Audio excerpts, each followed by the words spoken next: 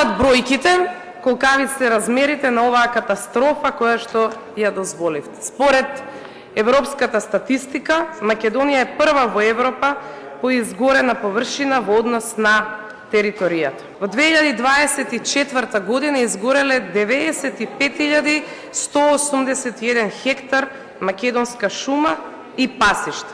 8 пати повеќе од просекот во изминатите 17 години. Повеќе дури од земји како што се Шпанија, Италија, Франција, кои што се неколкукратно поголеми од нас. Во Македонија има изгорено убедливо најмногу територија на ниво на Европа. Тоа е шокантен и трагичен факт и трагедијата не застанува, напротив се шири.